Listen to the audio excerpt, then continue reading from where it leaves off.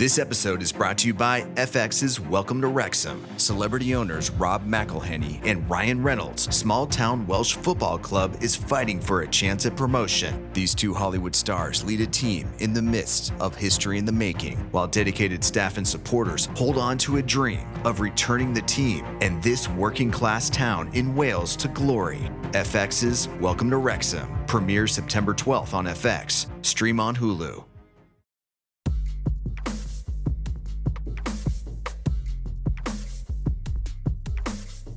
Margarito Flores Jr. was born and raised in Chicago, Illinois, but his childhood was far from normal. By the time he and his twin brother were 8 years old, their father had introduced them to the world of drug trafficking. They continued the family business into adulthood, becoming the biggest drug kingpins in the city. However, the law eventually caught up with them, and the brothers fled to Mexico and got involved with the Sinaloa cartel. Growing up, they'd looked up to the group, which at the time was led by Mexican drug lord El Chapo. But during a Viewpoints radio exclusive interview, Flores says the reality of working within the cartel wasn't all that glamorous. Once we were doing business with them and once we kind of found out like what it really was, like the whole cartel as a whole and what it was doing to our families. You know, my brother had been kidnapped twice before. My father had been kidnapped and so much suffering that came with it. I think that it was maturity. It was us just wanting something better for our children and for our future. Flores always knew that his line of work put his own life in danger, but he assumed his family was safe. This all changed the moment he saw someone put a gun to his wife's head. After that incident, he started to doubt whether he could lead the same life. My brother and I were able to live in the drug trafficking world or do business in it without changing who we were. We kept it strictly business, and we were able to survive that way for a long time. But in the position I was in, I felt like it was only going to make us make decisions, and we were going to become something we were not. So that means me more being violent or, having to be involved in taking someone's life. And I think that we always said that we had to stand up for who we were. And I felt like now we were going to be in a position that I was going to be like everyone else. And that didn't sit well with me. This internal conflict all came to a head one morning when Flores woke up, turned to his wife, and said he was switching sides. He'd decided to become an informant in return for a reduced prison sentence. I remember my brother and I talking about we risked our life to do wrong each and every day. Why not risk our life to do something good for our family? And it was just to be able to be a father, just to have the chance that I'm able to have today where I'm able to be a father and a husband and do the simple things in life, like take your kids to school, It's something I never got a chance to do. The deal with the police required Flores and his brother to stay in the Sinaloa cartel as undercover informants for a period of time. For Flores, it was a high-stress situation because he was now working against the industry he'd been in since he was a child. I was raised by a very strong, opinionated man who was totally against working with the police. My father was in prison because of an informant, and he blamed the informant for his suffering. And it was something I actually thought about. Of course, over the years, being in drug trafficking, there was plenty of informants who were cooperating against us, and I always looked at it as part of business.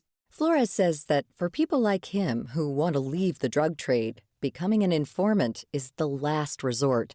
There's definite risk, but informants help keep some of the most dangerous criminals behind bars. You see it all the time, especially in situations like mine where looked at as probably the scum of society or whatever the case may be, but it's needed. I think cooperators, informers is needed because if you look at even the Chapo trial, if it wasn't for informers or cooperators like myself and others, you wouldn't have a case against one of the biggest drug lords or one of the most deadliest drug cartels like the Sinaloa cartel. Both Flores and his brother were key in the case against El Chapo and recently finished serving their 14-year prison sentence. Now, Flores is once again teaming up with investigators. This time, it's a law enforcement training company called Dynamic Police Training. Sergeant Ryan Wasson oversees special investigations for Kane County in Illinois and hopes this inside information will help officers catch more criminals who are transporting and distributing drugs. Wasson says that finding the narcotics is usually the first step, but it's no easy task. A lot of people, I think when they watch live PD or cops on TV that It starts and ends with the traffic stop, or it starts and ends with the location of narcotics. And what they don't understand is that sometimes that case has been 2 years in the making before it even gets to the traffic stop. So you could have people that work very diligently for 2 years before they even see some sort of seizure of money or narcotics. But now and then, law enforcement does get lucky.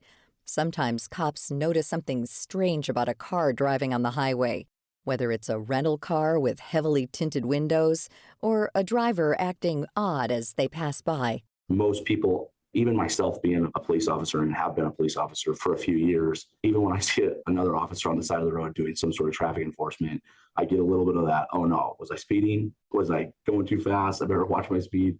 So you get a little bit of that natural nervousness.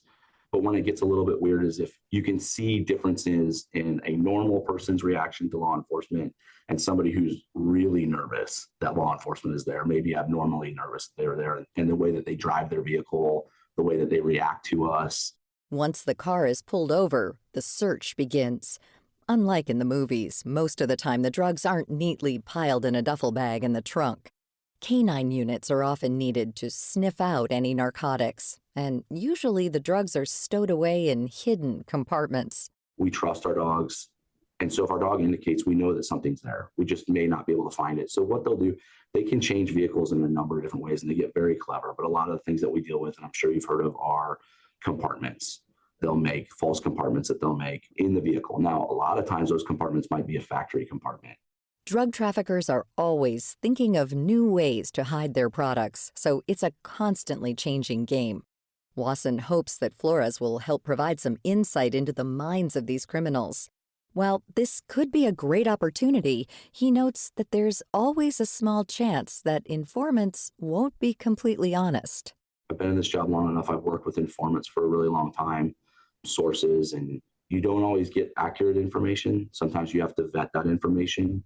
And I think as most of the investigators that will be there are going to be seasoned enough to realize that they need to not just take everything he says 100%, but go and do some vetting. I don't necessarily know that he has any reason to lie to us at this point, given his background and everything that he's been involved in. I don't know how that would benefit him.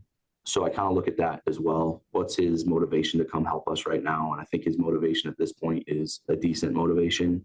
But at the same time, as investigators, we have to do our jobs and vet the information that comes to us. Regardless, Wasson says that both police and society have to be careful not to romanticize these once criminals. I'm a huge believer in second chances.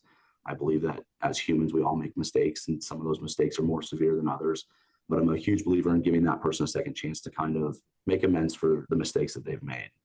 That being said, I also believe that there are some people that will continually manipulate the system if we allow them to.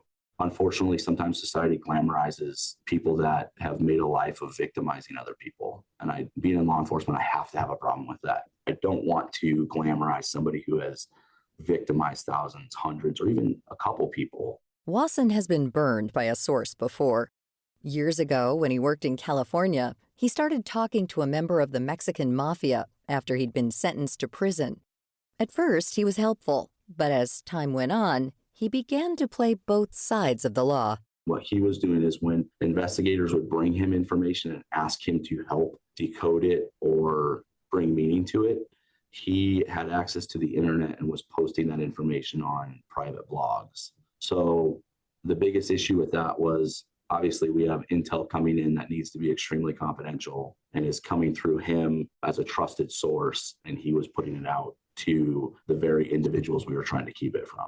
Which is why Wasson says any information needs to be vetted. Still, he hopes that Flores will not only be able to give them actionable information now, but continue to work with law enforcement to help train future generations of investigators. And while the issue of safety will always be top of mind for Flores, he says the risk is worth it.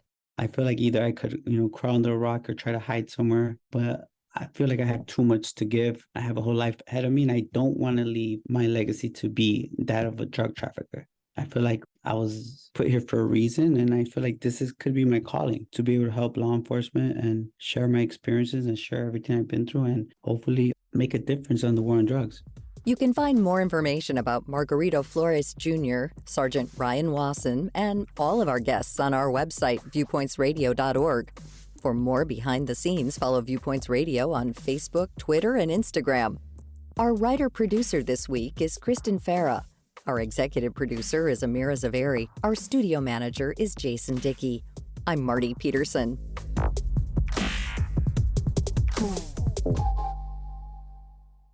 Coming up next week. I don't think Threads is done yet. I think they really want to go after people that are using Twitter or X. Will Threads, the new concept by Meta, sink or swim? Then. Right now, I'm working with a lot of recent college graduates who are having a really tough time having those informational interviews for jobs, because the idea of meeting someone new and trying to have a conversation with them seems like a boulder. The life skills young people are lacking. I'm Marty Peterson. And I'm Gary Price. These stories in depth on your public affairs magazine, Viewpoints.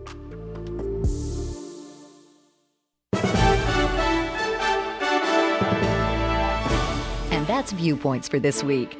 Follow us on Twitter, Facebook, and Instagram to learn more about upcoming shows and find a library of past programs on Apple Podcasts, Google Play, and Spotify. Plus, you'll always find previous segments and more information about our guests at viewpointsradio.org. Join us again next week for another edition of Viewpoints.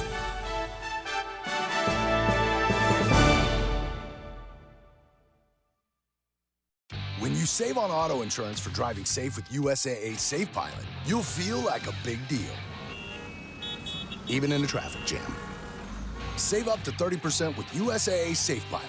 Restrictions apply.